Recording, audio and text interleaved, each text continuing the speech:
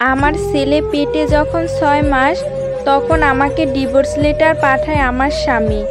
তখন পরিস্থিতির কারণে আমার ডিভোর্সটা মেনে নিতে হয়। তার উপর আমার বাবু 8 মাসের সময় হয়। বাবু হওয়ার পর আমার পরিবার বাবুর দাদার বাড়ি কাউকে জানায় না। আমি নিজেই তাদের জানানোর জন্য বলিনি, যেহেতু আমি গর্ভকালীন থাকা অবস্থায় সে ডিভোর্স দিয়েছে এই রাগের কারণে। ফলে বাবু হওয়ার খবর শুনে তারা দেখতেও আসেনি। বাবুর যখন 4 মাস তখন কোর্টে আমাদের আনুষ্ঠানিকভাবে ডিভোর্স হয়। সেখানে বাবুর আব্বু ওকে প্রথম দেখে। কোর্ট থেকে বাবুর ভরণ পোষণ বাবদ 2000 টাকা বরাদ্দ করে দেওয়া হয়। ডিভোর্সের 3 মাস পর শুনি বাবুর আব্বু বিয়ে করেছে। বিয়ের পরে প্রায় 1 বছর বাবুকে টাকা পাঠিয়েছে। এর মধ্যে 3-4 বার লোক পাঠিয়ে বলেছে সে তার বাবুকে দেখতে চায়। তখন যেহেতু আমাদের গরম একটা মুহূর্ত, মানে আমাকে ডিভোর্স দিয়েছে, তাই আমার আব্বু বলছে সে দেখতে আসলে তার হাত পা ভেঙে দেবে, আরও বিভিন্ন ধরনের হুমকি দেয়। আমরা অনেক চিন্তা করি, দেশের যে অবস্থা, তারা না জানিয়ে আমাদের যে কোনো মামলা দিয়ে দিতে পারে।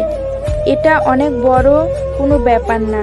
তাই আমি আমার আম্মু রাজি হই এবং সেই স্থানীয় নেতাকে বলি, দেখুন সমস্যা নেই, কিন্তু কুরবানির ঈদ চলে যায়, সে দেখতে আসে না। গত মাসে আবার খবর পাঠায় দেখার জন্য।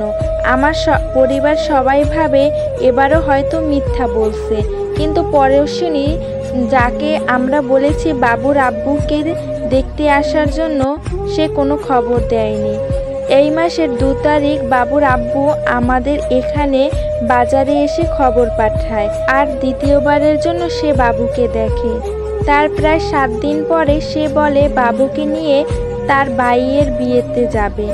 আমরা প্রথমে রাজি হইনি, কিন্তু পরে রাজি হই।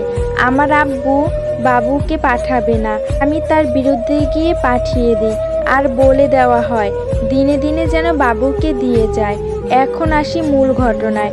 আমার বাবু আমি ছাড়া কোথাও যায় না, অপরিচিত মানুষের কোলে বা কাছেও যায় না, কিন্তু তার আব্বুর কাছে নির্দ্বিধায় যাচ্ছে। এমনকি ওর বাবার দ্বিতীয় পক্ষের আম্মুকে আম্মু বলে ডাকছে নাকি। কিন্তু এতে আমার একটুও খারাপ লাগছে না বা হিংসাও লাগছে না, বরং ভালো লাগতেছে। অবশেষে সবার মতো আমার ছেলেটাও তার আব্বুকে পাবে। এতে আমার আম্মু এবং আপুনি খুশি, কারণ অনেকে এসে বলছে ওকে নাকি ওর দাদির বাড়ির সবাই অনেক আদর করছে। আচ্ছা আপুরা, বাবুকে ওর আব্বুর বাসায় যেতে দিয়ে আমি কি ঠিক করেছি না ভুল করেছি? নিজের জেদের কারণে ওকে ওর বাবার থেকে দূরে আমি রাখতে চাই না, বলে রাখা ভালো। ডিভোর্সের পরে বাবুর আব্বু সবসময় এলাকার লোকজনের থেকে বাবুর খবর নিত। আমার আইডি থেকে সবসময় বাবুর ছবি নিত, ওর বাবুকে নিয়ে অনেক দুঃখজনক পোস্ট দিত। আর আমি এটা জানি সে বাবুকে অনেক ভালোবাসে। অতীতের সব রাগ ভুলে আমি চাই আমার ছেলে তার বাবার আদর পাক। আপুরা ভাইয়ারা, বাবু যদি ওর আব্বুর সাথে সম্পর্ক রাখে তাহলে ভবিষ্যতে আমাকে ছেড়ে চলে যাবে?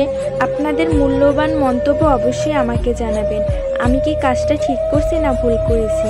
হ্যালো এভরিওয়ান, আসসালামু আলাইকুম। এতক্ষণ আপনারা যে গল্পটি শুনেছেন, এই গল্পটি কিন্তু একটি সত্য ঘটনা। তো আমি বলবো, আপু যে কাজটি করেছে অবশ্যই একটি সঠিক সিদ্ধান্ত নিয়েছে এবং আমি আপুর সাথে একমত। তো আমার কাছে এই গল্পটি অনেক ভালো লাগছে, তাই আপনাদের মাঝে শেয়ার করছি।